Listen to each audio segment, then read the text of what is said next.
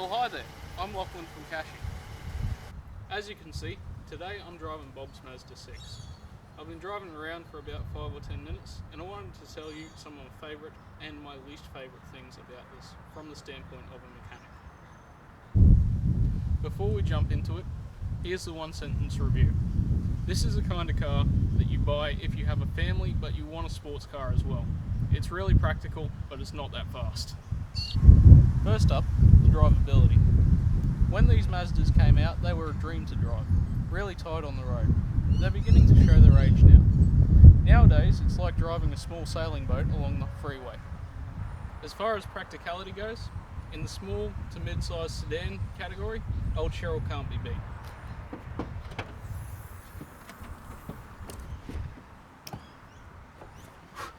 Thanks, Bob.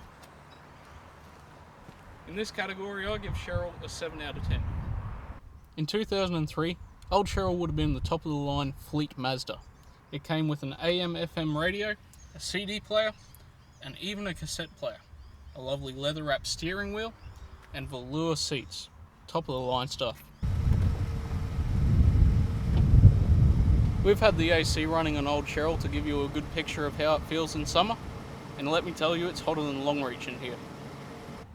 To be fair, that's not really a good test, because Cheryl's AC is broken. But in Queensland, that's sort of a deal breaker.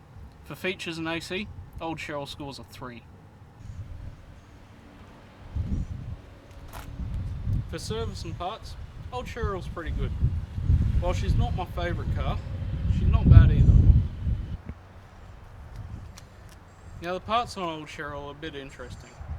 You'd expect from a Japanese brand that the parts would be reasonably priced, but Mazda seems to think of themselves as a Euro manufacturer, which means they're not really expensive, but they're a bit up there.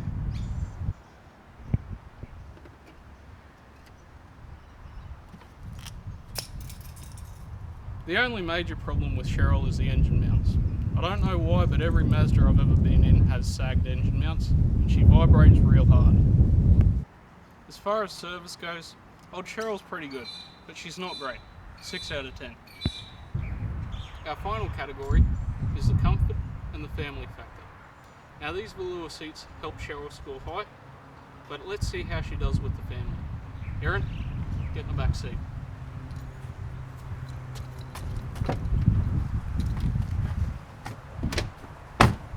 It's mediocre. The problem for old Cheryl is safety. Cheryl came out before Isofix was really a thing, which means having 4 kids in the back safely is just not going to happen. In the comfort and family factor, Cheryl scores a 5 out of 10, right in the middle. Overall, Cheryl scores 27 out of 50.